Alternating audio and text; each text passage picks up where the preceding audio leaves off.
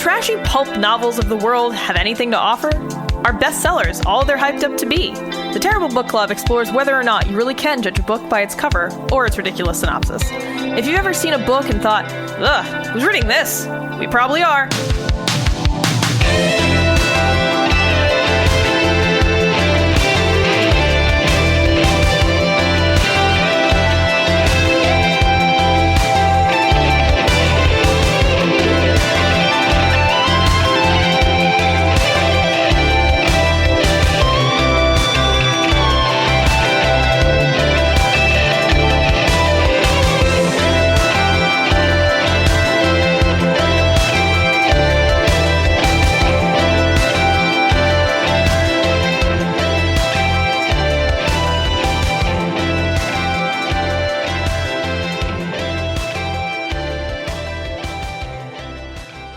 Hello and welcome to episode 98 of the Terrible Book Club. I'm Chris and this is Paris. Hello.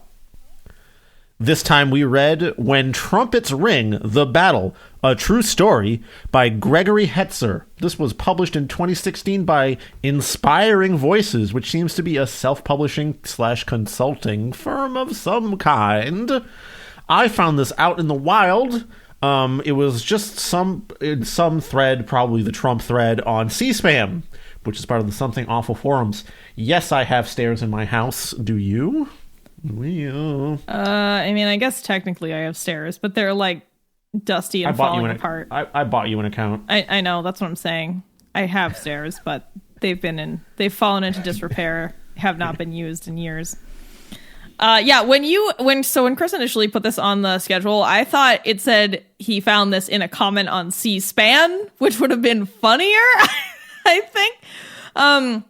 So did somebody just like post this apropos of nothing? I mean, yeah, I'm sure they were just like, lol, look at this or something, but I forget exactly the context because there's been, I don't know, like a million posts in various Trump threads on that forum. Yeah, that's fair. I've been reading them for years. Yeah. Chris loves stairs. Okay. If this is your first time listening to the Terrible Book Club, what we normally do is not talk about whether or not we have stairs in our house, but instead we talk about books we've read that we thought were going to be bad. And we choose books that we think are going to be bad based on their cover, title, summary, or some combination of the three.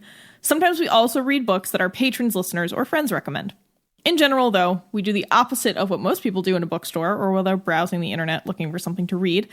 And usually this experiment results in a disappointing read, but once in a while we actually end up liking the book.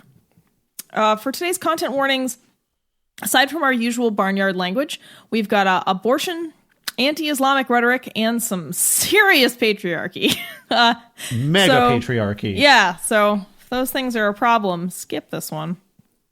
Before we begin, though, getting into the meat of the book, just want to do some brief follow-ups from our last episode. So we actually published an extra episode last week on Election Day in the U.S. We figured people might need a chuckle, so we put that one out early. And we got some responses. So our patron, Martin, pointed out that Calvin and Hobbes is an amazing comic, and he is 100% right. Somehow, Chris, I forgot. Chris and I totally forgot about that while we were recording the last episode. Calvin and Hobbes wasn't in any of the Sunday comics of the newspapers I would read. Really? Weird. Yeah. Okay.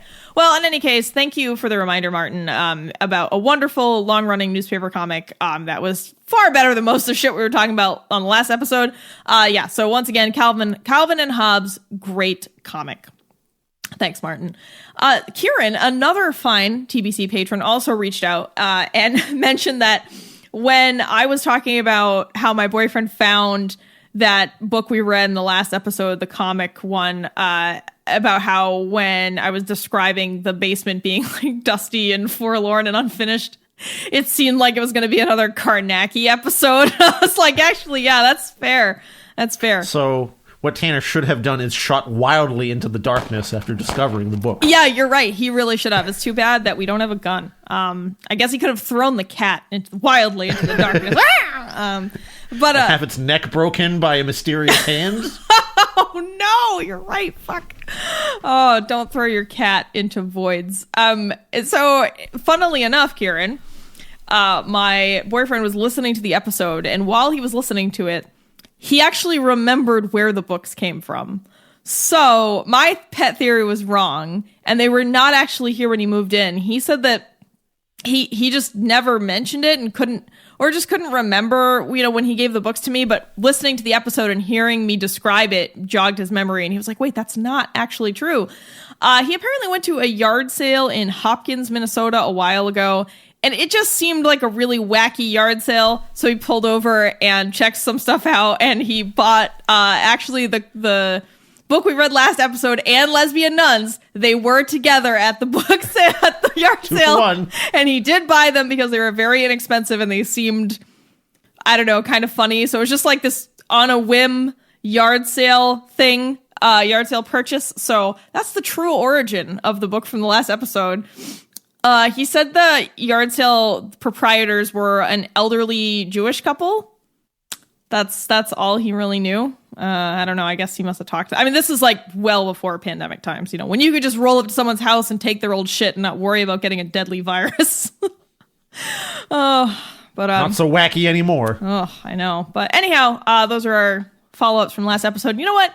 Speaking of patrons, since Martin and Kieran reached out to us, we figured, it's time to thank those patrons up front. It's been a fucking hell of a year. And honestly, it's incredible that we not only retained our flock of patrons, but we actually gained a few people. Y'all are just the absolute best. Thank you so much for supporting the show. Very much. I mean, Terrible Book Club, we'll talk about this a little more in episode 100, but it's been doing real well this year. So thanks a lot.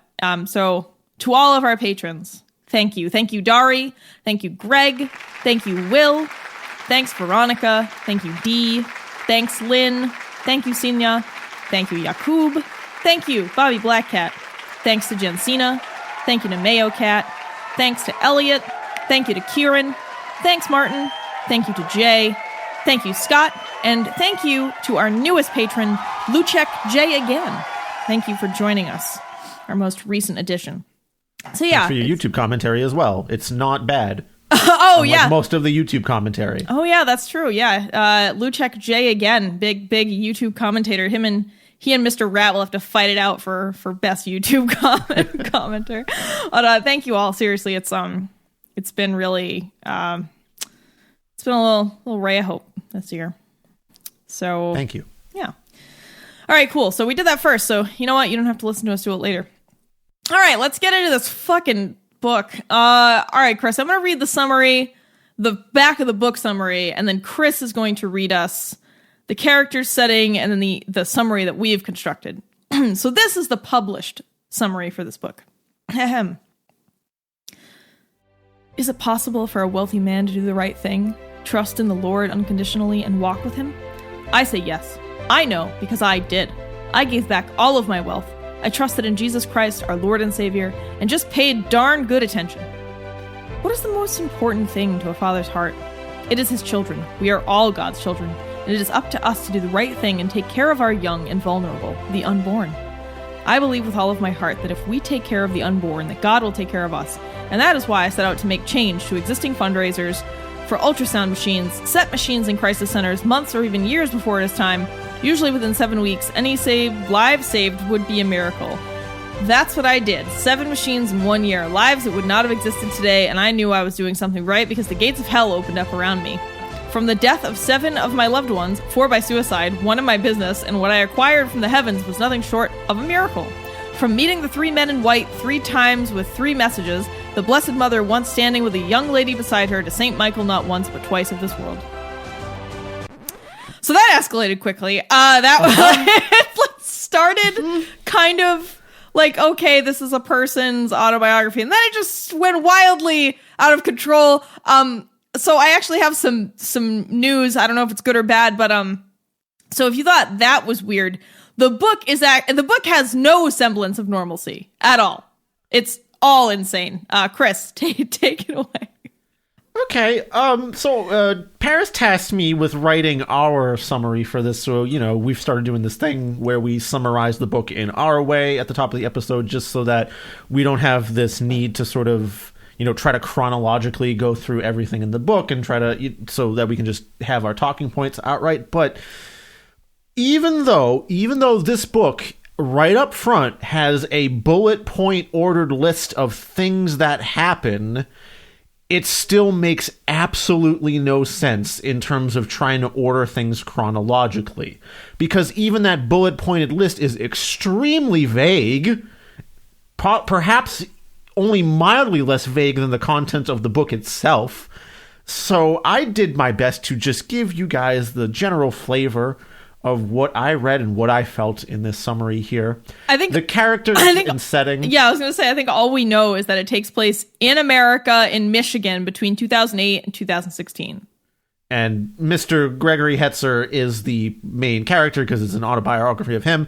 His wife shows up sometimes. He's got some children, and not all of them show up. I'm pretty sure at least 2 or 3 of them are never mentioned. Yeah, that's correct. And there's like a couple of friends and business partners around him that are very offhandedly mentioned. But here's my attempt at summarizing this book. Greg was smoking and drinking on his yacht when it all started. Well, no, actually it started some other time. No, actually, wait, this other time, maybe? He heard the Holy Spirit. His family was attacked by ghosts, reproductive rights activists, very unclear. At some point, he is running away from multiple tornadoes in separate incidences. He was always rushing from one mishap to the next, trying to get funding for ultrasound machines so he can show pregnant women their unborn fetuses so they can decide against having an abortion. There is no conflict or chronological buildup to anything. It's just a series of mildly shitty things that happen to him that he categorizes as a battle.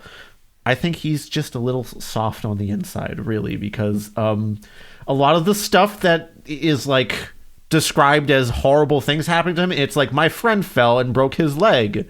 My priest friend, the hubcap fell off his car that I let him borrow. Yeah, but and then somehow those things are equivalent to a bunch of people in his life committing suicide, and you're like, I don't know if those are on the same level there, you know? That's the best I could do, Paris. I don't know if you feel like I accurately really captured what was going on here. I mean, there is really no way to capture what's going on in this book. We'll obviously read some passages just so you get that flavor. That's probably mostly what we're going to do. But before we get into how we felt about the book, I do want to get something important out of the way. This book is obviously anti-abortion, pro-pregnancy, pro-parenting, and pro-adoption. Chris and I are supportive of reproductive rights. So obviously we're a little at odds there. Very at odds there. So I just want to make this clear that, like, we're going to try to focus on the content of the book, and not focus on the objective here, which is to get... Actually, I don't even know what his objective is.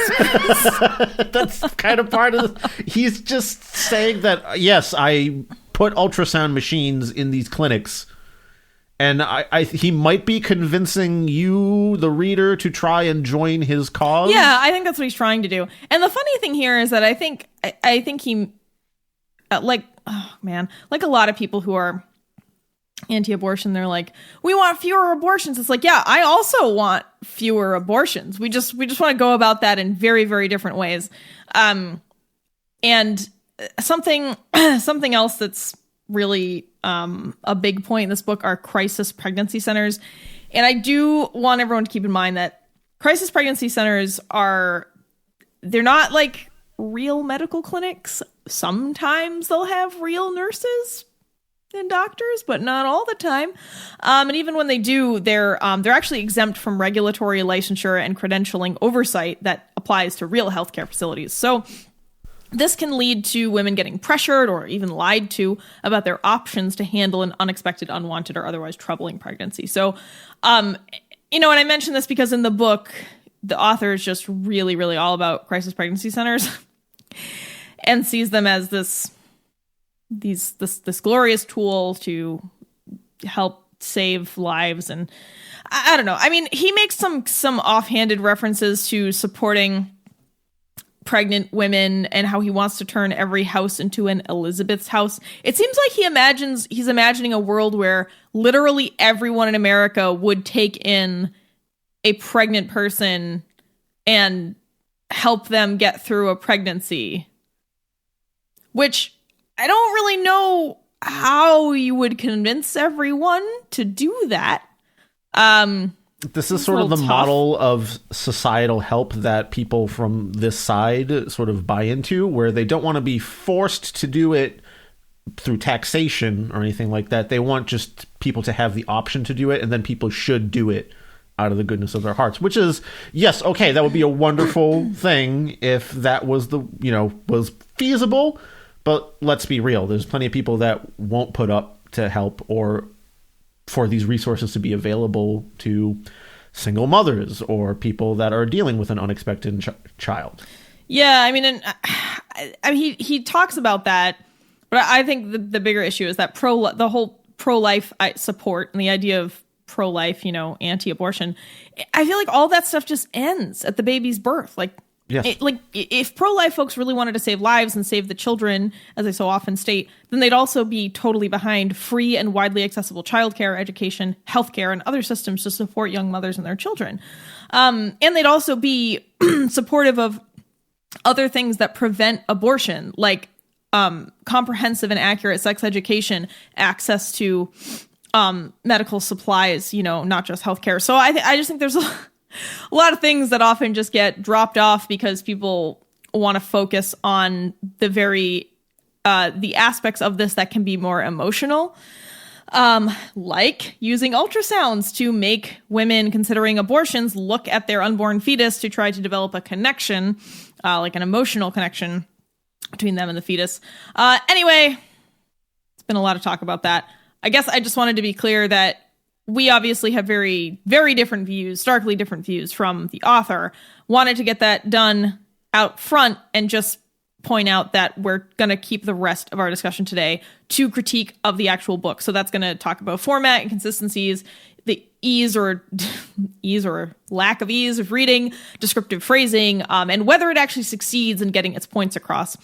We may also call out blatant falsehoods, but we're not going to try to spend any more time talking about the abortion debate, just because that's, we're a book review show. I just want not that kind of podcast. I just wanted to be transparent about how we felt. Like I feel like that's what you should do. I don't want it to be like there's something hidden. Like, we're fucking pro-choice, and I gave you a summary. Anyhow, moving on to the book. All right, so. When Trumpets Ring, The Battle, a true story of Gregory Hetzer's life. Let's start off with, I actually found two things in this book that were not awful, Chris. I can agree with these points. Yeah. So, all right, the two things that were not terrible about this book. The author, Mr. Hetzer, is clearly aware that he has made mistakes in his life and he is trying to better himself. He has good intentions. He has good intentions for himself, for others, for his family and friends. He clearly is expending a lot of effort to do what he thinks is right. Secondly, so we didn't discover this until about 40% of the way through the book, but Mr. Hetzer states that he has ADHD and dyslexia. And despite having those conditions that make writing a book and working with words very difficult, he still gave writing a book a try. I mean, I don't know. It's really hard to do something that doesn't come naturally to you and present it to the world. So I got to congratulate him on doing that. I mean, he at least tried, and he stated a few times how difficult writing is for him and how much he dislikes it and finds words difficult, finds it difficult to coalesce his thoughts into words. So I think, it's a brave thing to try to do something that's really hard for you, right? Certainly commendable. Yeah. However, yes. The rest of this conversation is going to be about how terrible this book is, because it was. And I just want to point out that although we've acknowledged that the author has some learning disabilities and conditions that would affect his ability to write a book well, he didn't reach out for assistance to kind of combat any of those things. So that's kind of why this is really bad. When you have conditions like this, it's fine and okay and good to get help with these things. I'm a disabled person myself with my vision. and I have to turn to others for help with certain things so that they can turn out good. Usually something to do with like graphic design for art on like some of my music or albums or things like that. I always have to ask people, hey, how's this idea looking? Even though I rarely do something completely on my own, I'll still turn to others if there is a part that I'm doing or some part of the process to just sort of make sure that my disability isn't affecting the quality of something too much. Yeah, I mean, obviously this is and the reason that this is important is because when you're writing a book, or I guess especially when you're writing, when you're using words and commonly understood phrases and language, you're clearly trying to get a message out to other people. And I'm not advocating for like conformity, like, oh, if you have some kind of disability or condition or are somehow neurologically atypical, that you need to, I don't know, filter everything you do through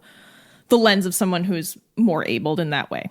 But I think that when you're trying to write a book for other people, you gotta make that work. Clarity counts. Yeah. So again, it's a bit of a nuanced thing. Don't want to sound like I'm telling people that, they have to conform to the hegemonic structure here, but when you're writing a book for other people, for the wider world, people have to be able to understand it. So I feel like that's kind of a basic thing. Yeah, and because this author seemingly didn't have anyone to edit this or help him format it at all, it's just a disastrous mess. I mean, even if you agree with the author, even if you yourself are pro-life and are, I don't know, an ardent supporter of crisis centers and you believe in his social and religious views, you wouldn't like this book because it doesn't work. The publisher he hired clearly did nothing to help him edit or clean up what is essentially, I don't know, a bunch of rough diary entries stitched together by thought fragments. Ideas are logically inconsistent, unclear, and there are just total falsehoods in here. I mean, when I started reading it, it immediately struck me as the unholy union of the book from episode 50 and the dog cop memoir. And that is exactly how this reads. It didn't quite veer off into quite as insane-o land as episode 50 did, but it skirts some of that line. It definitely does, Chris. We're going to have a discussion about that. There are angels. There are BDSM angels in this man's autobiography. That's not an exaggeration. It's just real wacky. I mean, Chris, you had a great note about this, about what the book essentially is. So first of all, the first thing I want to say is that Gregory Hetzer has become unstuck in time, first of all. Because it starts off in 2008 with him on his yacht drinking and smoking, which is sort of, I guess, his way of setting himself up as like a typical wealthy man. Yeah. He's got all the life's going good for him, and then it just kind of hops around from random month of a certain year. It's not even specific about what part of the year it would be. He'll put in sort of a time thing that's like, it was late February, early March 2008, which is not okay. I guess like you kind of pinpointed it down, and it's not like I need exact dates either, but just pick one, just make it a little bit clear. And also don't hop around from like 2008 to 2011 randomly because there was some part of the thing that you were talking about that was vaguely connected, and then 3 pages later we're back in like 2009, and then it's 2015 again. Yeah, for some reason. Yeah, and also when he's flipping back and forth between points, they're not developed points, so you are left totally confused.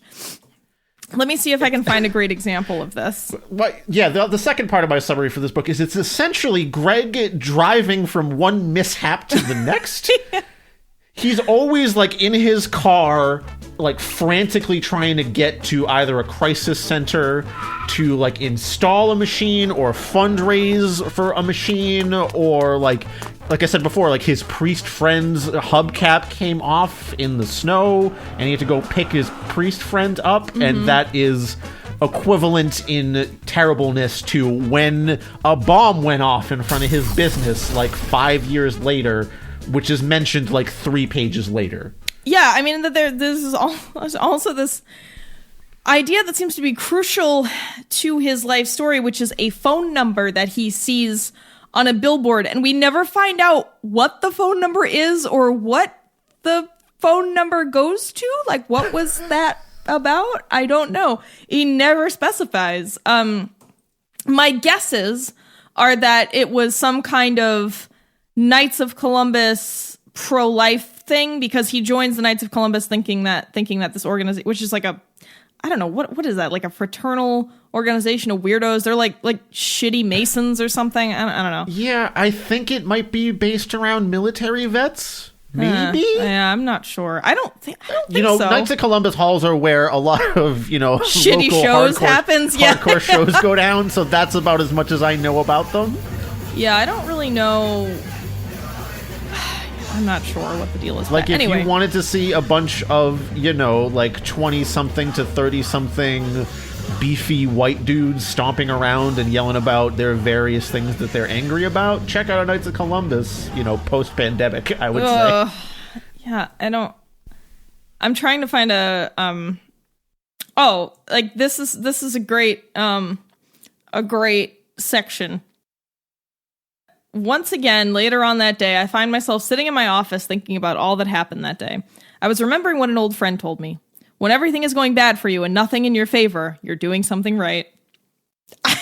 I took a deep breath, knowing I must push on and move forward. It only got worse from there. From a very expensive finished basement flooding with no insurance, to a phone call while I was driving up north for a getaway informing me that my largest garage at my company was on fire. I was completely numb and I asked if everyone was okay. Luckily, the answer was yes. I told them to stand back, call the fire department, and that the most important thing is that everyone is safe. This happened to be one of the buildings that I accidentally let the insurance lapse and was unable to insure it for several weeks. I happened to make a comment to my wife before we left. I told her that building is one of the most important buildings that we own, and if anything happened to it, we would be in trouble. At that point, my wife looked and me, asked, "John, what is going on?" John? Wait. That's not the author's name. The author's name is Gregory. That's weird. I told her I didn't know, but that we were in God's hands and everything will be okay. We had a very peaceful weekend, and as usual, all good things must come to an end. Very peaceful despite the flooding and fire. The third week in April, it started out with a bang. Nothing has changed. Wrecked cars, lawsuits, equipment failures, being audited, and much more. Then it starts at home with my family. Strange, unexplainable events were happening in our home, and at this time, my family is starting to get scared. I took them all aside and assured them that everything was going to be okay, and told each of them to continue saying your guardian angel prayer and ask Jesus to protect you. The intensity of the fight around me was out of control. I did not know what to do. I prayed and prayed, not knowing why my family is being involved. I kept thinking it has to get better. All I have to do is trust in God, knowing everything will be all right. It's like, you never find out what unexplainable things were happening in his house. He never tells you. You have no idea. So you're like, wait, are they being fucking haunted? Like, what's going on? How did we jump from his, basement flooding to a building catching on fire to his family being attacked? Yeah, I don't know. And this is all in one weekend in April? Maybe March, April. That's how the whole book is. So there's and then there's other things where it's total non sequiturs, even though he insists they're connected. For example, a few pages later, he's talking about how his daughter borrowed a car from him, and a bunch of mechanics said nothing was wrong with it, but his daughter was like, no, there's something weird with the steering. Finally, he gets, a second and third opinion. Someone finally says, yeah, it was a broken gear. They're pretty difficult to find. At that moment, I said thank you to the Holy Spirit for watching over my children, realizing what a disaster this could have been in the mountains of West Virginia, which is where his daughter was driving. The next sentence is literally this, or the next passage. I knew then what I must do. I need to call a Catholic priest I had met earlier in the year, Father Joseph. Father was a visiting priest from Fiji and is now a military chaplain for the United States military. He came and blessed our house. He sat down with my family and reassured them that everything is all right, and I believe that helped tremendously. Still, to this day, my family talks about it. Okay, so I think what you mean is you were so concerned about all the dangerous things that were happening that you needed to call this guy to bless your house. but just the way that it's laid out, it's just not easy to follow. He then will talk about things that you don't know about yet. Like, it is early in July and I just got back from the ribbon cutting in Ann Arbor. And you're like, ribbon cutting for what? You haven't established They just cut a ribbon somewhere in Ann Arbor. He had to be It wasn't there. even in front of anything. It was just someone stretched a ribbon out and they cut it, and that's it. Well, every time Joann Fabrics or Michaels gets new ribbon, they need official ribbon cutters. There has to be a ceremony, Yes. Every time you cut a ribbon, an anti-abortion billboard goes up in Michigan. Fuck. And then there's just these weird descriptions. Sorry, most of our review is just going to be us reading parts from the book so you understand what we mean. Also, thank you, Mr. Hetzer, for allowing us to reproduce parts of your book for critical review up front, as it's mentioned in the very first page over here. Well, that's an unnecessary thing to state because that's legally protected under copyright law. So whatever. But just saying that, hey, man, you said. Yeah, you did say you wanted this. You asked for this. Maybe you didn't, but... Later on in July, I am sitting in my hot tub after a long run having doubts. My mind is going crazy thinking I am pushing too hard and not letting things fall into place on their own. I was praying for hope, strength, and wisdom. Just then, I looked up and I saw what looked like a zipper and the sky opened up. It was an unexplainable bright light that I had never seen before. And I was like, oh, you looked up and God just unzipped to take a piss? Like, that's just... Oh, sorry, bro.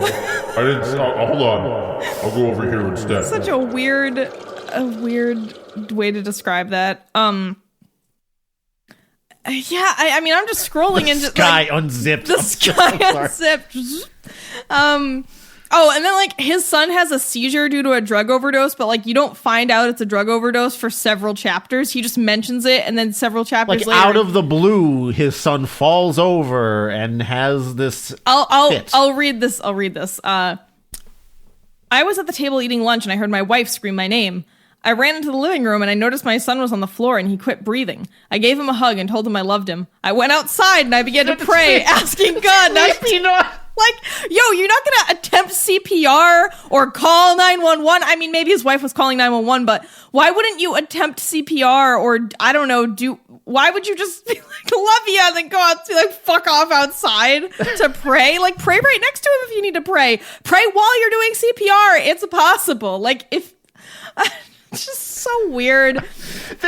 Can I jump over to the time where his wife suspects she has carbon monoxide poisoning? And first thing the dude said, he's on the phone with her. She's like, honey, I think I've got carbon monoxide poisoning. And he's like, can this wait till after my meeting? And she's like, yeah. And then he's like, but then I thought about it and I canceled my meeting. Like, what? Why would you... God. Okay, and then she goes to the hospital to be treated for said carbon monoxide poisoning. Yes.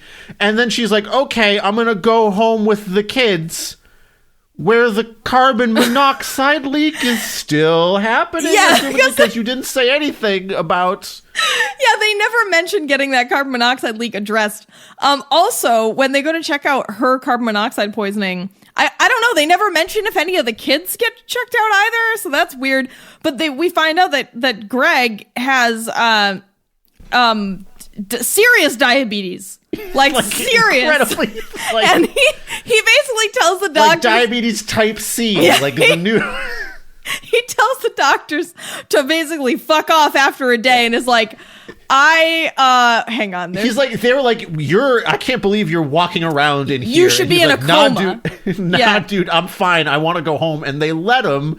And he's like, I'm not going to listen to any of their treatment options. I'm going to leave it in the hands of God. Oh, here's the passage. Says, what a difference 1 year makes. My blood sugar was once at 900, and doctors are saying that I will be a diabetic for the rest of my life. And that is if I even make it through the night. Having to count on insulin to live, that was not acceptable to me. I knew through the Holy Spirit I will be fine, and to this day my sugar level is normal. The decision to leave the hospital the next morning and not to return to the doctor's office was the right choice. Thinking all they did was add to the problem, their answer was pills, and my answer back was to trust God and everything would be all right. So here's the thing. He notes that he did improve his eating, so he eats healthy, exercises, and that obviously can make a huge difference if you have diabetes. That can help you to become healthier, sometimes it even reverses the disease, and you can actually get through diabetes without having to take insulin. But I mean, also there's different types of diabetes. I'm just saying a quick, like, yes, eating healthier and exercising can definitely combat having diabetes, but saying like, fuck the doctors, I'm not going to listen to their advice or take any medication, maybe not the best idea. And then as you read the book, he mentions all these health problems he has, and he's like, I don't understand. Why is this happening? Why am I in so much pain all the time? Why can't I sleep? Why do my legs not work? I don't know. Maybe it's the undiagnosed diabetes, the untreated diabetes that you've let ravage your body over the last several years. Maybe connect dot A to B here. He mentions having like sleep paralysis or something similar at one time. Yeah. And he thought it was like, I'm literally paralyzed. And then he just got better through prayer. And it's like, or you just had an episode of sleep paralysis, or maybe the diabetes affected you again, because I'm pretty sure some like inability to move can be part of that sometimes as well, or difficulty moving. Oh yeah, I'm not obviously I'm not a fucking expert, but yeah, just a lot of things in the book that he attributes to some random affliction and like evil. It's like, dude, maybe it's just your untreated fucking diabetes, or like maybe it's just another condition, maybe it's unrelated, but just go to the doctor. Yeah. Like, I want a little aside here. I had an uncle pass away a couple weeks ago who had diabetes and who kind of didn't seek treatment early enough to have a better chance of fighting back against it. So pay attention to your doctors, please. It matters. Yeah, I'm going to agree with that. You know, anyway. And again, a lot of this stuff comes off as funny when it's not, just because of the way it's presented in this really kind of disjointed way without any detail. You know, so a few pages later, he's describing he and his son get into an argument. They actually get into a physical altercation. I'm fairly certain. Yeah, it says it was very aggressive and physical. So he gets into a verbal and physical fight with his maybe older teenage or maybe a young adult son, not really sure. And his kid runs away. So after a few minutes, Greg's like, all right, I gotta find him. So he gets in his car and goes to find his son. He finds his son running down the road a few miles from home. Greg opens the door and the kid gets in the truck and collapses. Gregory says, I helped him into the truck, got him home safely, and helped him into the house. Very little conversation was going on. Usually, as in a situation like this in the past, it helped to work out, run, and build strength. So I did. I finished my workout, sat down with my wife and son in the living room, and began to talk about his problem that he has been facing the last several years. So his son's addicted to pharmaceutical drugs, clearly is having some really serious physical and emotional and mental effects of this drug, and yet he's like, you know what? I gotta pump some iron before we get into this conversation. You wait right here, struggling son who may need medical attention. I'm gonna go lift some weights, and then I'll be right back. Like, who does that? I mean, it would be different if it was like, if he had explained maybe my son was not in immediate danger, didn't need medical attention. My wife talked to him, and I was so stressed out and angry that I had to go decompress by, you know, doing some exercise. And then, you know, if he detailed the emotional journey and explained to us that maybe his son wasn't fucking dying in front of him, it wouldn't be hilariously bad. But because we lack all of that detail, it is hilariously bad. And again, we're not laughing at these horrible things. Like, obviously it's terrible if your kid is addicted to pharmaceutical drugs and it's ruining his life and your relationship. It's obviously terrible if your friend or family member commits suicide. It's terrible if a bomb goes off at your business or whatever. All these litany of crazy things. We're not making fun of that. But the way that it comes across is unintentionally hilarious, and that's why this book is bad. Yeah, so the other problem is that everything is extremely vague. Like, when you mentioned the physical altercation there, and he just says there was a physical altercation, it's not like I need the blow-by-blow, you know, play-by-play of the fight or anything, but just glossing over that and a lot of other physical things. He mentions that this time with his wife where he's like, we really got into it, and then she had to stay at her mom's place. And I'm like, what? He said, what once happened? again, he said it got very aggressive and physical. So he admits that, I mean, that he and his wife got into a physical fight, and she almost left him over it right at the beginning, and he just kind of glosses over that. Just like right at the beginning, he also glosses over how he was arrested and interrogated as part of a car theft ring or something.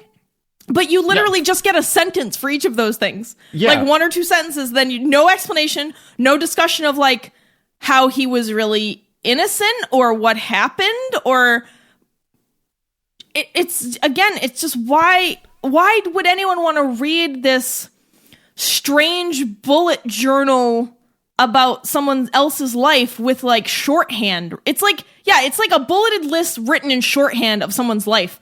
Why would anyone want to read this? You can't understand what's going on. You're not getting any depth about this man's life and his choices. Like, I don't see what the point of this is. Like I said, it really reads like one man frantically driving from one mishap to the next. The one that sticks out to me really is at some point someone trips and falls in a snowbank and breaks their leg. And that's just treated as like this extra horrible thing that happened to him that he has to deal with. Well, I think he put it in because it makes him look good because he helped get the woman out of the snowdrift. And sure, but because everything is so detached and sudden and like from one point to the next, we have no time to take in any specific emotional detail and try to consider that. It just really reads like he's constantly got flop sweat going, and he's like trying to get from his business explosion to his son's mental breakdown to his priest friend's hubcap coming off to him stubbing his toe later or something, like behind this book there's just a constant like like that's like the whole time, even though it's supposed to be really serious.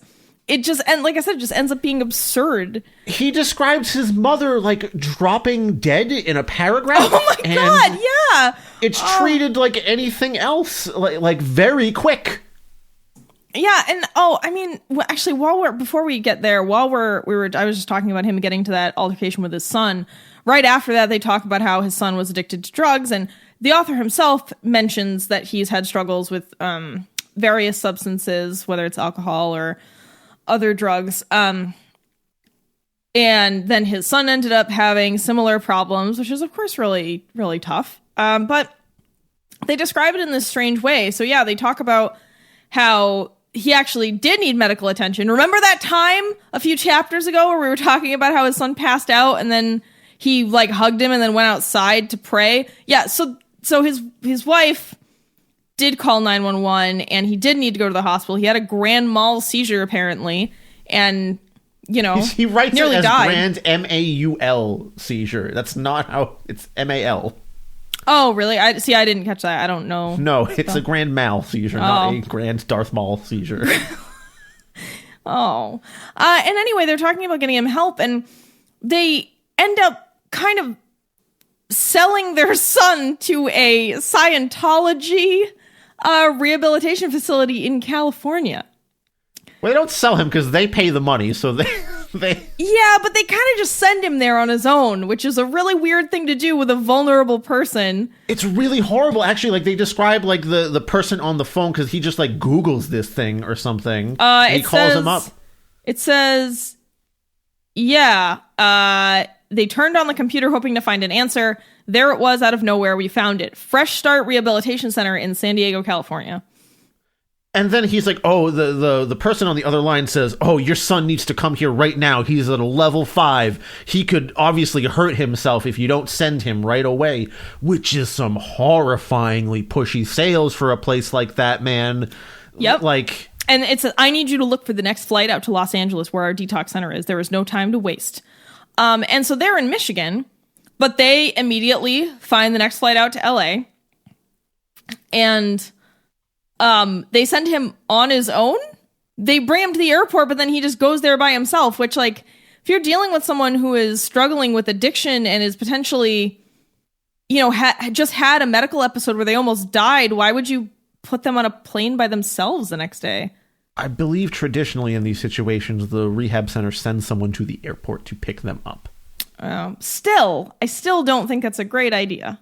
It's not, and this seems incredibly predatory. Yeah, and then so if you do a little Googling, this place, it's what is it, Narconon? Is that what? Yeah. Yeah, it's like a Scientology offshoot. It's not part of the church, but it's run by a Scientologist. It's a complex web of misery and lies. You can look it up for yourself, but it's a rehab center that doesn't do much other than just tell people to stop doing drugs, which they cold turkey them, right? Yeah, I think so. I'm pretty sure. I'm not. Up. Yeah, I'm not. Again, I'm not positive. Don't take that as gospel. I would look it up, but they're and these centers, these Narconon centers, kind of constantly end up closing and reopening with different names, kind of like a shitty pizza place where you find out there's like rats in the sauce and they're like, oh no, and instead of leaving, they're just like, instead of Pinocchio's, they're like, we're now Pinocchio's uncle, less rats. That's kind of how these places work. They get shut down by the state or a county, and then they pop up again somewhere else. So I like Pinocchio's uncle better when there was rats in the sauce. Oh, but we have fewer rats now. The rats made it taste better.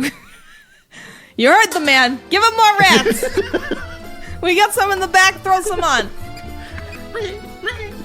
Come on, son. How many rats do you want?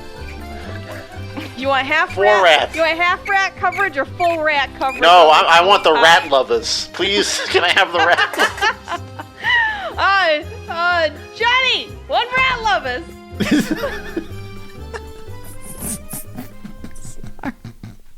Maybe it's just us, but like, in Massachusetts, I've definitely seen a fair share of restaurants that were that had to be shut down for hygiene reasons. But anyway, I think I agree with you. I think that that's a very predatory way. I mean, if you call any sort of rehab center and they don't have room for you or they're really far away, I feel like they would tell you, hey, these are places in your area where you could get help, because they're not supposed to be trying to get you to fly 5 states away to get your money, but this place was, apparently. Anyhow, yeah, he talks about his mom dying like it's a shopping list item. It's bizarre. We still don't know why his business was being bombed. I have no idea. His business, presumably, he has these billboards that he pays for that are pro-life billboards of some kind. We think. This is what we've pieced together. Again, it's never clear. We don't ever see any images of them. There's pictures in the book, by the way, in case you didn't know that. There's pictures of not the billboard. Fields of brambles in, like, what were the, like, fields? He was trying to show you where he runs near his house along the train tracks.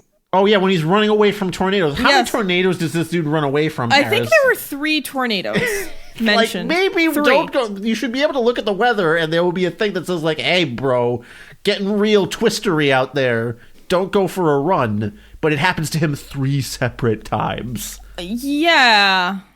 Anyway, he's got these billboards that are assumedly pro-life of some kind, and he assumes he's being targeted by someone because of the billboards. Maybe that's what the attacks on his family have to do with. Maybe the whole carbon monoxide thing was him thinking someone went into his house and, like, twisted a main the wrong way or something. It's very vague. Yeah. And then someone sets a bomb off in one of his front office buildings or something. I think it was like at the door of one of the office, one of his, because his job, he's like a scrap metal guy. That's his main business, is scrap metal. Apparently, the whole car theft ring, I would assume. Yeah, well, the car, again, could find no further details on the car theft ring. He just mentions that he was arrested and questioned for it, but could have just been someone was selling him hot cars and he got wrapped up in the investigation. Yeah, I guess. Anyway. No word on whether there were convictions in that case. I have no idea. He provides no other details, and I'm not going to sit here and look up fucking public records. But yeah. So he works in scrap metal, and so it's just like a kind of industrial building. And Chris, were there 2 bombing incidents or just 1? I think there was just the 1. Yeah, I wasn't sure if there were more than 1. I think there's just 1. I thought he does bring it up a few times. again, there's no way to really know because everything is so unclear and inconsistent. I mean, there's even logical inconsistencies in some of the things he brings up. Like, it's clear that he's a conservative Republican and has very strong views about things. But then there's a sentence where he says, well, due to our terrible government, people have to work people have to work full time. Like, aren't conservative Republicans all about working like full time? It's pretty weird to hear him be like, oh, I'm sorry, sir. Are you saying that you would love a socialist or communist state where you didn't have to work 40 hours a week? No, because then later on, he's like the Democrats with their Obamacare. He blames Obamacare for his mother's death. Yes, actually. he does, which is a wonderful passage we'll read in a second. But do you not find that logically inconsistent, Chris? Sure, that's if you're taking conservatives to be like they're supposed to have all the same thoughts, and I don't necessarily think that's true. I've met plenty of people that are conservative leaning that will randomly have a couple of leftist viewpoints if they think it would benefit them personally. Yeah, fair enough. I mean, so maybe I just thought it was really weird to see a conservative Republican say that there was something wrong with the current Democratic government causing them to need to work full time. Just thought that was a strange... That's just so he can say the economy bad and therefore I have to work all the time. Even though that doesn't make sense. But anyway, fuck. Sorry. You would think, actually, if you're a scrap metal guy, usually your business probably goes up in worse times, I would assume, for people selling their metal that they can't use anymore. Yeah, I'm not really sure. I don't know anything about the scrap metal industry, but he would know better than us. He's done well for himself with it. And then so I'm just, at this point, I'm just scrolling through the book, and every page or two has notes. So I'm just gonna tell you what they are. We're at that point of the episode, y'all. Yeah. So his son returns home from the rehab center, and it says he had just recently returned home, sober and ready for what was ahead. We spent it together at a local Indian tribe casino with a band we love called Foreigner. Why would you take your son who just recovered from addiction to a fucking casino full of alcohol and gambling and probably drugs if you wanted them? Foreigner. And Foreigner. The reason we're all doing drugs. No. What's their hit song? I mix them up. I mix Foreigner and Foghat up all the time. I can never. I also mix them up and REO Speedwagon up all the time, which is also a concert he goes to later. So we definitely squarely know dude's musical taste. Mm-hmm. He also says like this was a most blessed concert because God would also be a fan of the REO. Like, yeah, I don't know how you could certify that God would love REO Speedwagon. They mysteriously got free tickets out of nowhere for the concert that was sold out. Blessed from the heavens. Yeah, he's saying that I want to know what love is. That's the one. that's a Foreigner tune. I'm trying to think if there's a good joke here, but there isn't. Yeah, I'm not going to make fun of like addiction with lyrics. No, I'm not going to. So this is how he explains them winning tickets. An older Indian gentleman surprised us the night of the concert. He approached us like this. He pulled me in for a hug and pulled out his hand. He opened it like a butterfly, revealing to me 2 pieces of paper with numbers on it, and pointed me in a direction. We walked that way. We ended up at a door with a man standing there. We asked, "Can you help us?" Then to our surprise, he informed us that those pieces of paper were actually backstage passes to Foreigner. Needless to say, I was no longer down in the dumps. It picked me up when I realized how much God loves me. All of the tests were presented to me to make sure I would do the right thing. From the hitchhiker in August right before the bombing to trusting in him during a tornado, I could have hid in a ditch or I could complete my run. I kept on running, saying to myself, I'm not afraid of anyone or anything with him on my side. Amen. So there's no context. Like, did they apply for a contest to win the tickets? Why would a dude at the casino just walk up to them and give them 2 free backstage passes to a sold out concert? Like, there's, again, no details. We have no idea. And then the very next paragraph is, December is here and Christmas is approaching. It's time to finalize everything and finish the 7th project. The 7th project is David and Goliath's story. What? It's just fucking totally... Is this where I can bring up at the one point in the bulleted list at the front of the book where he says, I'm going to turn 7 hands into 777 hands. And it is Yes. never brought up again ever as to what that could possibly mean. I mean, I get that he's saying, if you inspire people, then they'll inspire others, and then, your efforts will be doubled and tripled or whatever. But it's a very strange way to put it. Yeah. I was expecting him to bring it back up later, but much like anything else in this book, not really. Oh, let's talk about the weird things that happened at his house. It started late December. It was early in the morning. I noticed a strong smell of roses and a message. This you are not going to understand. Sick. Thanks for not explaining this in your book and just telling us outright, fuck you. You're not going to understand this. Well, in the past, whenever I smelled roses early in the morning, either something very good was about to happen or something very bad.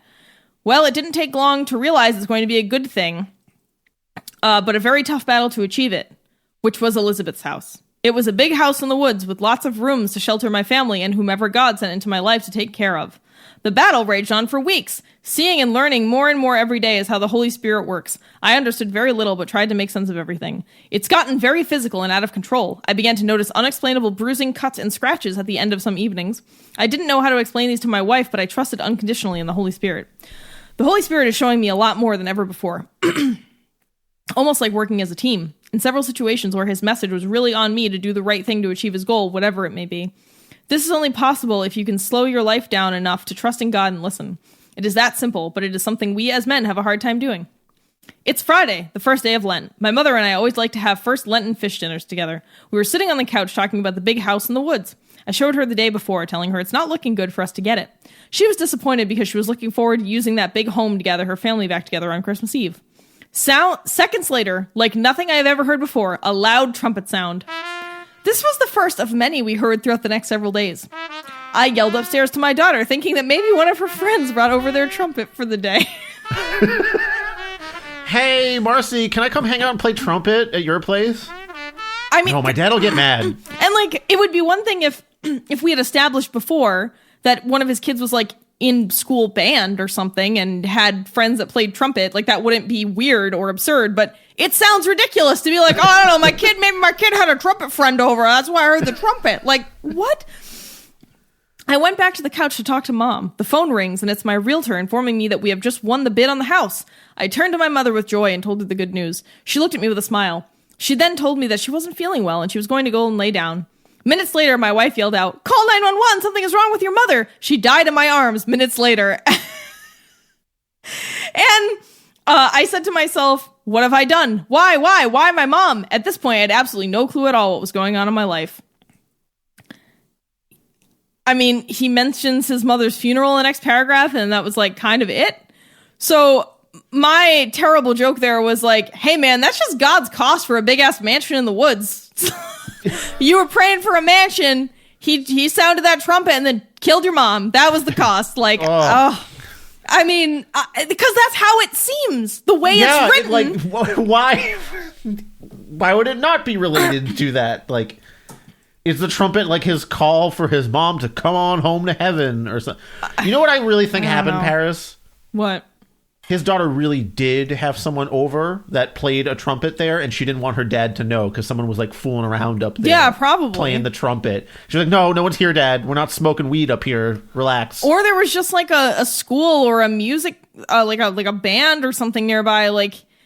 There are so many reasonable explanations to hear a trumpet. I don't think there would be a school nearby because at some point in the book he mentions that he lives 50 yards away from the power grid of the world. Do you remember that, Paris? Yes, there is. What did that mean? And then he says, sorry, let's stick with the mom death for right now. It says 2 months have passed since my mother's unexpected and preventable passing. We have no idea why it was preventable. She was always an inspiration to me, even though I didn't always express it. I always counted on her. She was the only one left to prop me up. I'm alone now with no support on this earth, that is. And I was like, yeah, except that wife and son and daughter and other children and the Knights of Columbus and your Fijian priests and your co-workers. And fuck all. He talks throughout the entire book about how supported he is and how he has all these people in his life, but then his mom died. And I understand. I'm not saying that just because you buck up, dude, you just lost your mom, whatever. That's not what I'm saying. It's just an extreme mischaracterization of his life thus far told to us to say that once his mother dies, he has no support on this earth. He clearly has other support systems. Let me find the part where he blames Obamacare for his mom's death. Now, what I mean by preventable, by the way, this is a whole 2 pages later, is before Obamacare, the new health program, the doctors would not have blinked an eye and would have done an emergency surgery on my mother the Friday before her death. Instead, they sent her home because under the new healthcare changes and rules, she did not meet the surgery standards and would not pay for the procedure. So let me put this in a context you can easily understand. If Obama was not president and there was no new signature healthcare program, my mother would be alive today. If there were not 19 new forms of abortion-inducing drugs and wildly out-of-control birth control measures in the so-called signature program, there would be more beautiful people in this world, including my mother and the young.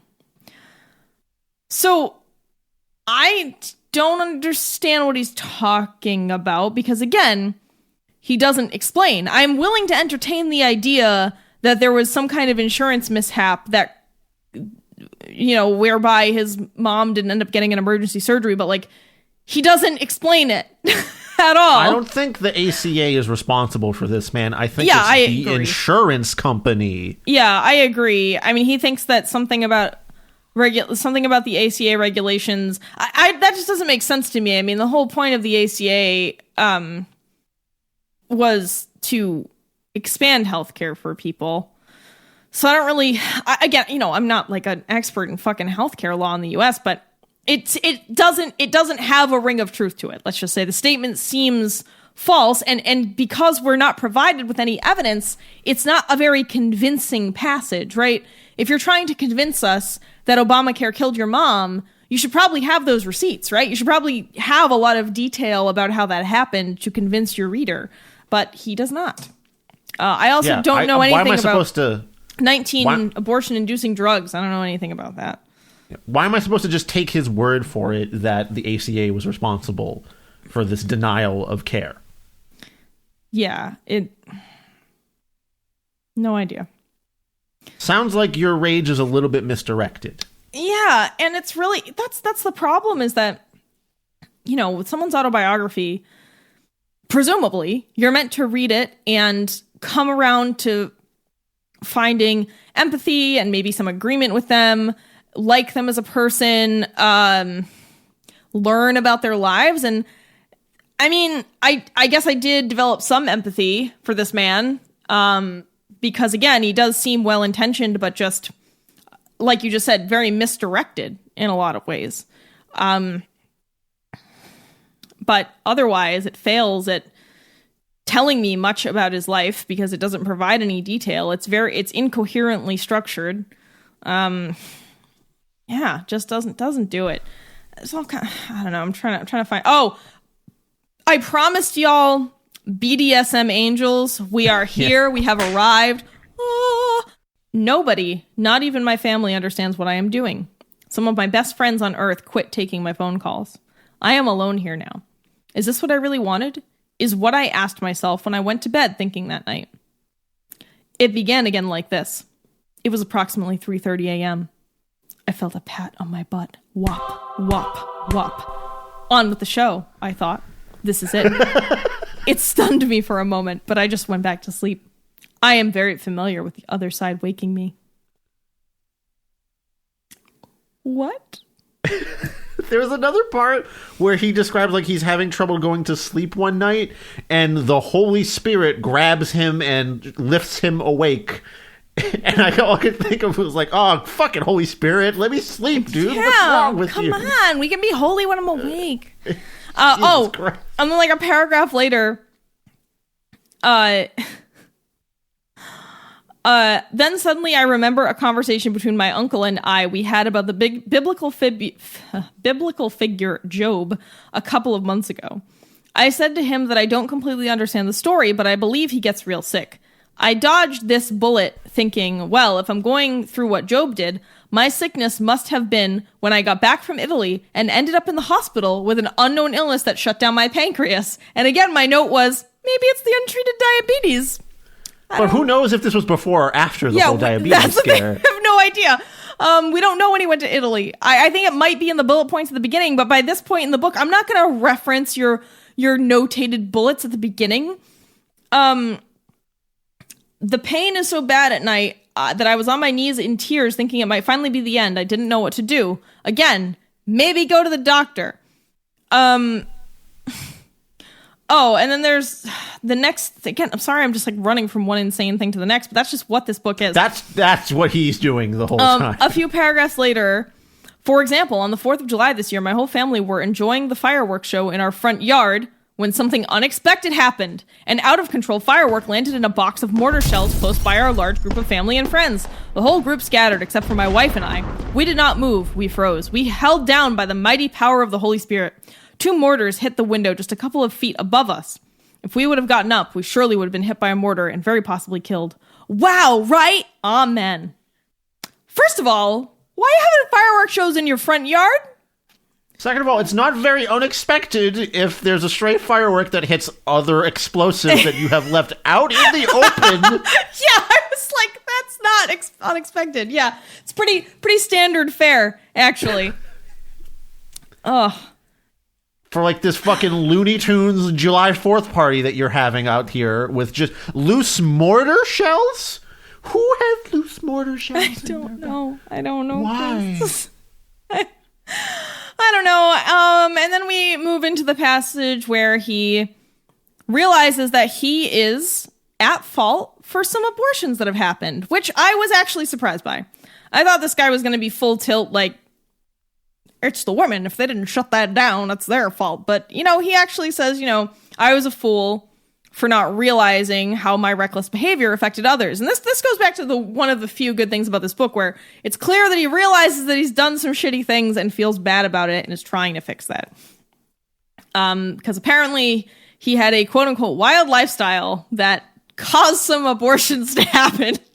He is positive in at least one case, because it's revealed all the way at the end that his wife actually had an abortion when they were younger and didn't tell him for a really long time.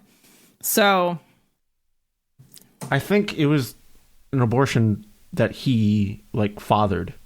Yeah, exactly. So yeah, it was just wife. Want to make that part clear here. Yes, yeah. He does actually say, I to this day believe that us men are 99% at fault, and it is time we take full responsibility for what is going on today. But then he finishes that, and I was like, oh, I'm with you. And then it says, what is going on today with abortion on demand and the feminist movement that we have today? And I'm like, oh, buddy.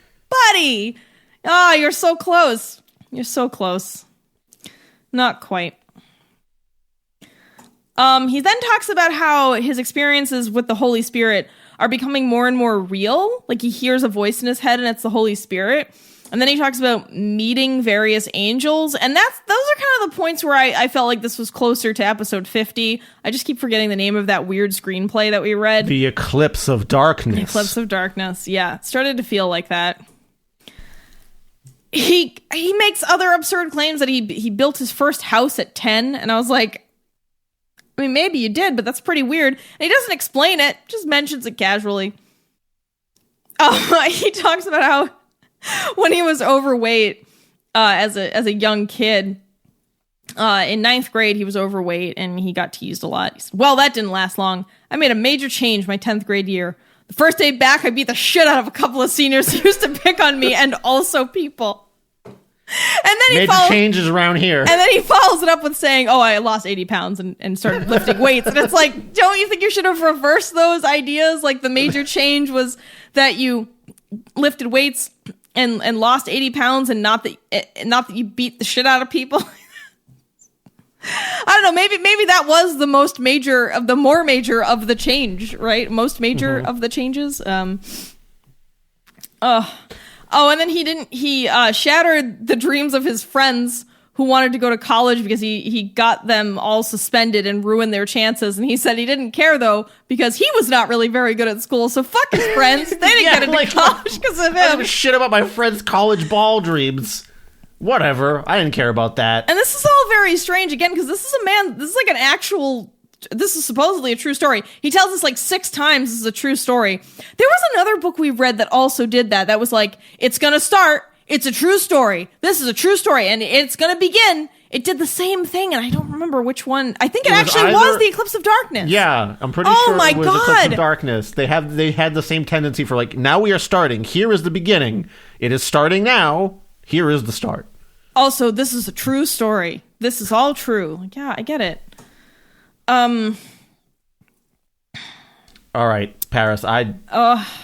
I think we kind of tapped the well here. There's like maybe a couple more things worth bringing up. We should probably talk about the title cover. So the cover of this book, When Trumpets Ring the Battle, trumpets, if you've noticed, has the word Trump in it. And on the cover, the letters in trumpets that spell Trump, Trump, are designed and colored differently. So it's pretty clear that he's into Trump. And he never mentions Trump by name in the text, which is interesting. He explains that what did he say? He basically says, hey, politicians aren't always... The politicians that will serve Christ won't look like what you expect. Of course they won't have a plan at all. They might even be shitty people. But that's the best kind of person to lead us, because they're shitty, they know about being shitty. Or something. Yeah, he claims that universities think that they are smarter than God, quote, and are single-handedly destroying America. I mean, that's patently false, right? Like, no university's slogan is like, I don't know, Veritas, smarter than God. Like, no one has that on their college seal. It's a really... think the angle he's taking here is because frequently academia will say this isn't true about religious stuff, that they are claiming to be smarter than God. I get it, but again, you got to phrase that appropriately or you just sound like an asshat. He further says, we need a leader today. Sorry. What I am telling you all now is that the leader we need today is not the one who tells you his plan step by step and claims and convinces you that he can fix everything. That's not realistic, and it has not worked out very well for me in the past. Yeah, like, someone not having a plan and being a leader is a little bad, right? Like, you want someone that has even a vague idea of what they want to do. Everyone follow me. What are we going to do? I don't know. And if you're talking about a president of a country, you need some detailed plans so people can make an informed decision when they elect you, right? But in his mind, no plan is the best plan. That's kind of like the, hey, if you're fucking up, you're not fucking up idea that he mentioned earlier. Political correctness came from the colleges that destroyed the country. Okay. He also makes a statement that says, let's quit competing for the poor and the handicapped and simply the rest of the world. I think what he's trying to say is don't help them. Yeah. Which I don't, it says they are in God's hands. Let's trust God with them and make the children first. And maybe, just maybe, you can acquire some of the gifts I have. Again, very difficult to tell what the actual meaning is here. Maybe he's like, defund disability checks and put that towards pro-life clinics like this. Yeah, hang on. Let me read the whole passage so we Perhaps can get... he actually is pro, like, early childcare instead. Well, in some... It seems like he almost makes those statements, but not quite a few times. But it more... Yeah, I don't know. Anyway, so it says... Sometimes good deeds can get in the way of the right deed by not trusting God and saying to yourself, well, I'm trying and at least I'm doing this. That type of thinking right there is why abortion is still here. Let's quit competing for the poor and the handicapped and simply the rest of the world. They are in good hands. Let's trust God with them and make the children first. And maybe, just maybe, you can acquire some of the gifts I have. Really having a hard time following. Yeah, that's the whole book. I have a really hard time figuring out. And the problem, right, when you're not specific, is that idiots like us read your book and say, oh, he must have been saying that the cost of his house was the death of his mother because you wrote it in a way that wasn't clear, So yeah, if you're listening to this for some reason, Mr. Hetzer, and you're like, they got it all wrong, it's because we have no context. He also thinks that God controls the weather. I think that's a popular belief, right? Just tabbing through. This is the Islamophobia part, so buckle up. It's March 2015 and ISIS is advancing across the world. No one is safe. Christians are dying in mass numbers, but for some apparent reason, America has been protected. Remember what his promise was to us as Christians. I will bring you to a safe place in the final hour we're on this earth. In these most difficult times, where can every ethnic background come and be safe? A place consisting of mostly God-fearing, good people, loving people. The land found under God. Our God, the one and only God, Yahoo. Not Yahweh, as it's supposed to be. It's Yahoo. Yahoo! The one true God. Come down to Yahoo's Roadhouse. Some tasty bread from the Levant.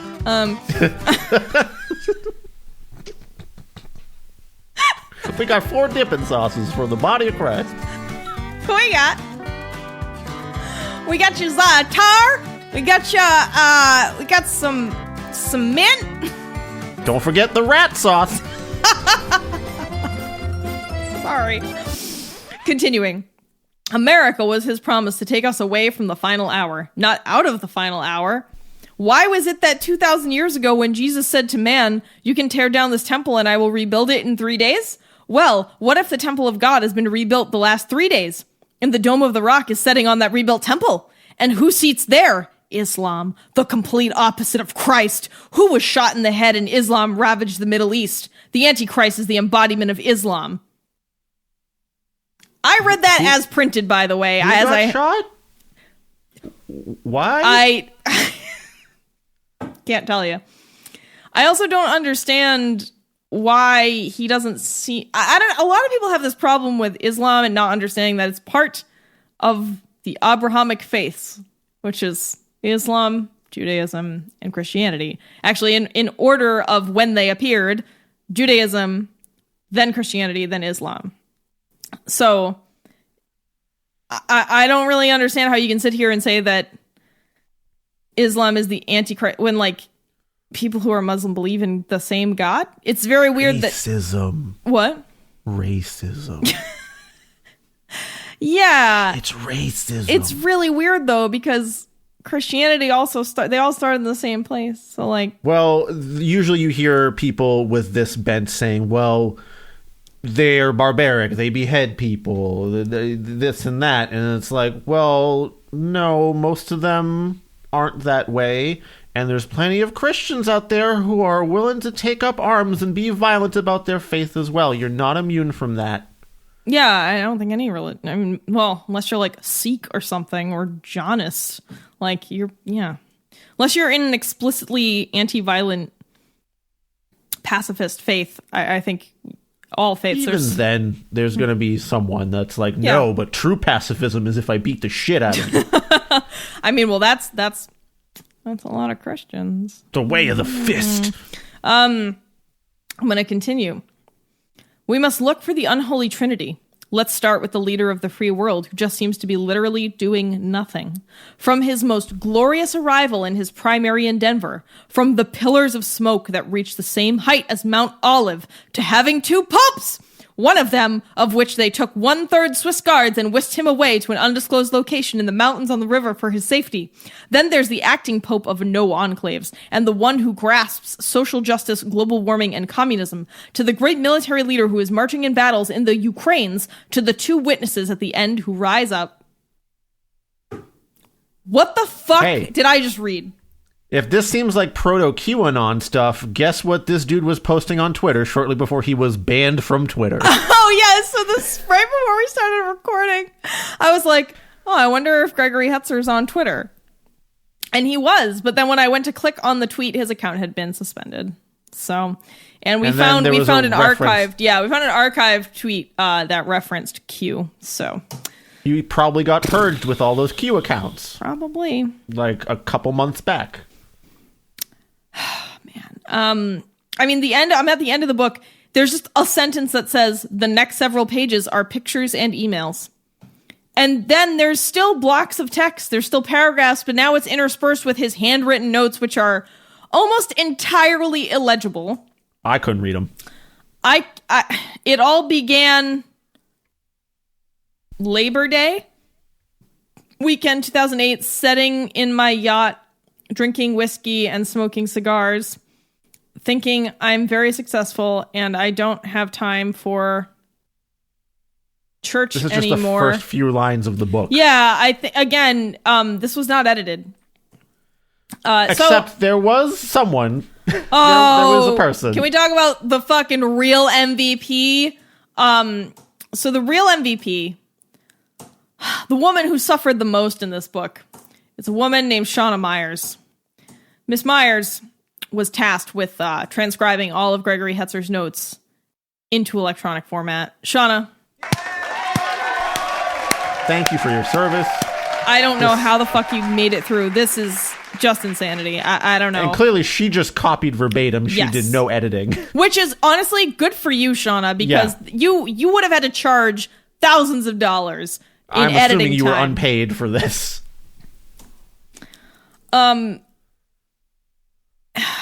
There's a bunch of weird notes at the end about how he kept all of this secret until now because he didn't want to boast about it, but now he has a website. I don't know why it matters that you waited to tell people you were doing it. I think he wrote this right when Trump secured the nomination, and he was like, now is the time to let this be known because this is the person to throw your support behind. Oh yeah, here's your note. My home is within 50 feet of the main power grid of the world. Is the main power grid of the world in Michigan? I don't think they're all connected to one spot. So yeah, no. I'm going to go with no. I'm going to go with no on that. That's a no. I don't think. I know they have internet lines in the ocean. Pretty sure they don't got power lines. He thinks that he tells us at the end that he thinks he met Saint Michael. It's a very, I'm sure you can guess, very unconvincing story about that. Dude, I don't know. So his whole goal was to install ultrasound machines into these crisis pregnancy centers. And he raised a bunch of money to buy them and went to install them himself in a lot of instances. And that's his whole jam. Okay, but Paris, how many lives did he save? I mean, I forgot about the math. I gotta find my math note. Where's my math note? There's a line in this book where he says, okay, I saved 17 or something like that lives in 5 years. And thus, he makes a claim. Need to get a calculator. It's, I wrote it down. Okay, he thinks that in 200 years, so that's assuming that these ultrasound machines are still in use for 200 years, which to me just shows a complete lack of understanding about everything. Because why would a scrap metal guy would understand things break down? Yeah, you would think. Yeah, you'd think he'd understand that technology becomes obsolete pretty quickly. So first of all, he thinks these ultrasound machines are going to be there and work for 200 years, and he thinks that they're going to save 1,377,810 lives. That's a very specific number. I think he derived it because there was he said that they saved, was it seven women decided not to have abortions in a certain period of time, and then he must have just extrapolated from there. But those ultrasound machines are not going to be there working in 200 years. They're not even going to probably be there in 20 years. All right, let's just divide this number here. Okay. So I'm going to take my calculator out on my phone here. 1,377,810 divided by 200 years. Divided by 200 years. Okay, so he claims a rate of 6,889.05 lives saved per year. Let's break that down by day. So that divided by 365. So he thinks 18.87 women are not 18.87 babies will not be aborted per day due to one machine. That just seems really high. I think think that's really high. You really got to get them in and out the door at that rate. You really got your operation has to be super streamlined. To be fair, to his cause, I do think things like ultrasounds do make people reconsider because they can see the fetus, and that's the whole point, right? So I'm sure that the presence of these machines will change the minds of some women, and they will decide to give birth instead of having an abortion. But I don't think it's 18.87 women per day due to this one machine, or even those 7 machines. I don't know. That still seems I'll high. divide them up. I'll even assume like 18 machines or something. Yes. But just assuming you're going to get 18 separate women in there every single day. I'm sorry, 18.87 women. It just seems There's going to be a headless woman every day. Yeah. You have to deal with. It just seems high. Anyway, at the beginning of the book, he tells us the plan: convert all Planned Parenthoods to crisis centers and all of our homes into Elizabeth's houses. This book will tell us how.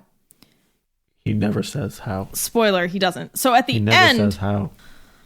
there is a section called the answer, and all it is like, everyone needs to make their houses Elizabeth's house, and we all have to try to prevent abortions. And it's like, so what's the plan, though? Those are your goals. Those aren't your tactics to accomplish that goal. So I feel like his tactics are like praying, putting ultrasounds in crisis pregnancy centers, and going to church. I feel like those are the elements of his plan, but it's not really clear. No, I think he's like, just do the thing. Mm-hmm. Just change all the Planned Parenthoods. Just do that. That's the plan. Just change them all. How are you going to do that? Well, you just do it. Well, I think he wants. Obviously wants a Christian government. He then talks about like converting Catholics back to being Republican. He also thinks that we have technology to tell if someone is lying or not, which is hilarious to hear from a Trump supporter. Mm-hmm. He says that a few times, and I'm never clear on exactly what he's talking about. Probably just like lie detector machines or something. Oh, he also subscribes to the very, very false theory that any medical center or hospital that performs abortions then sells off the baby's body parts to the highest bidder. So, first of all, most abortions don't contain body parts. Secondly, that's been widely and thoroughly debunked. So, it's just a misuse of cells. Like they think because there's cells that will eventually become a body that is body parts. Yeah. And the other bizarre thing about all of this is that stem cells sometimes come from abortions, and sometimes they are used in new cutting-edge medical treatments like remdesivir, which Trump took to stave off dying from COVID. Would really love to have seen the tweets about that a month ago. Wouldn't have been nice. But I think for a lot of these people, they don't experience the same cognitive dissonance that we would, looking at those facts, saying, well, you clearly hate the medical use of stem cells coming from abortions, and yet this man who you support as leader benefits from those very stem cells in this treatment. I mean, to them, the means justify the end. They don't care about any of this shit that Trump does personally because he's pushing their agendas through in policy. So that's why no one gives a shit that he's had all these affairs and fucks porn stars. They don't give a shit because he's putting hardcore conservative judges, in circuit courts, in federal courts. And it's like, I guess I just try to explain that to people a lot. It's something that a lot of people seem to miss. Like, oh, how could they possibly support this person who is antithetical to everything in his personal life? And it's like, it doesn't matter because to them, it's, what he can accomplish and not who he is as a person. In the end, they get what they want. Yeah, exactly.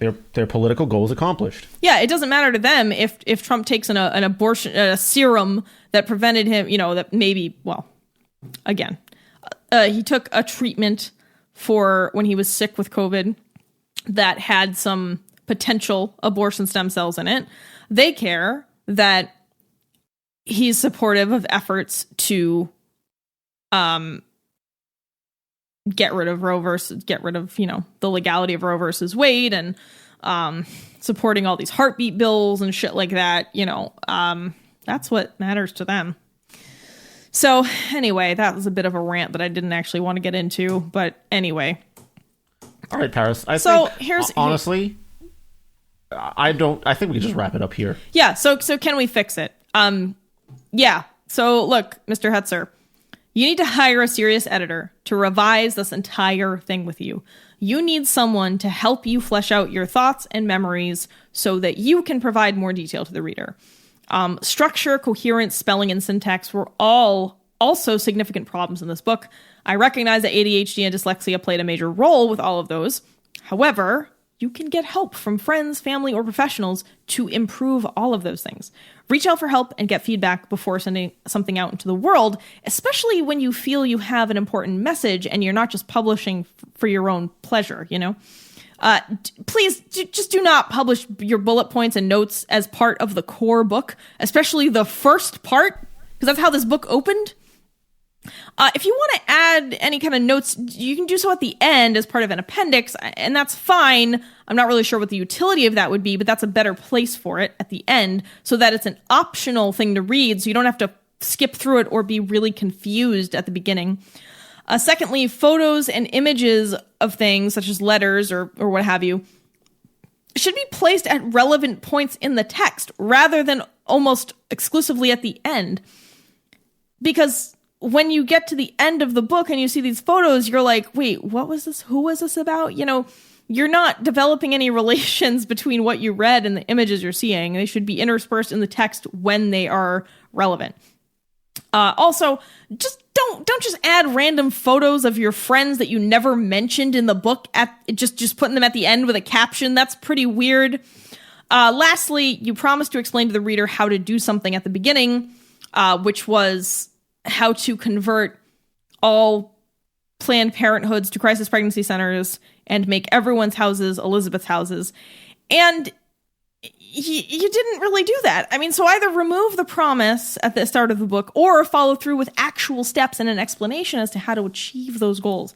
So just saying at the end, like, oh, you got to pray and stop people from getting abortions and put ultrasounds and make everyone's houses into Elizabeth's houses. That's not a plan. And I know you're not a fan of plans, but most people are. So if you're publishing a book for other people to digest and you're trying to change minds or encourage people, like you got to make it coherent and you got to deliver what you promised at the beginning. All right, Paris, I want to leave us with a review on the Amazon page for this book. Okay. What did they have to say about reading? There's only like 7 reviews, 7 ratings, and like a handful of reviews that are written out on this book. And this one was my favorite. It says, "Great movie. I actually forgot I watched this. 4 stars." What if there's a companion film and we just didn't know? I don't think there is, Paris. Oh. Anyway, this is a real person, and this was apparently this attempted story of his life. I don't know, man. You just gotta hire some professionals. Like, it's also tough. It's tough for us because we're just I just so deeply and fervently don't agree with this man on just about everything. So it's kind of a tough one in that respect. All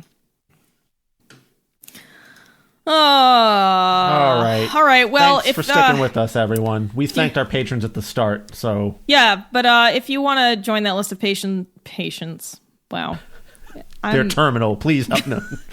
If you would like to support the show and join that list of patrons yourself, you can donate to us on Patreon for various rewards. You can subscribe and follow us on YouTube, Facebook, Instagram, or Goodreads. You can share the show and tell some people about it. You can also rate or review it on a podcast platform of your choice. If you want to contact us directly, You can send an email to terriblebookclub@gmail.com. You can message us on Goodreads, Twitter, Facebook, or Instagram. We also have a Ko-fi page. Oh, yeah. If you would like to donate coffee to us. Yeah, so Ko-fi or Coffee is just a website where you can just do a one-time donation rather than signing up for monthly. So if you can't afford to give us $1, $5, or $10 every month, but you just want to do a one-time, like here's $1 or $2 or $10 or whatever, you can do that on Ko-fi. So we have that. It's KO-FI. If you just look up Terrible Book Club Ko-fi, you can find it. Chris, why are you laughing? Here's a 20, kid. Get yourself a nice rat lovers. Oh, this episode brought to you by Pinocchio's uncle's rat lovers and BDSM angels. But just really light BDSM. Like just you know, he's the angels just trying to see if Greg's into it before proceeding further. Anyway. I got nothing else in this book. My recommendation is don't read this book. Don't read this book for a lot of reasons, but just don't do it. All right, Paris. With that, I think we're all set for now. We've got 2 episodes to go until episode 100. Woo! Yeah, I'm actually pretty excited about the next book because Chris started reading it ahead of me, and it actually seems kind of fun. So I'm hoping for a fun read after a few reads that had us thinking about heavier topics. Yeah, so. This one is for sure lighter fare. All right, well... We'll see you then. Oh, with that... When we read Demon Pig. Ta-da! Yeah, Demon Pig. That's the next book. Demon Pig. All right, Paris. Bye, Paris. Bye, Chris.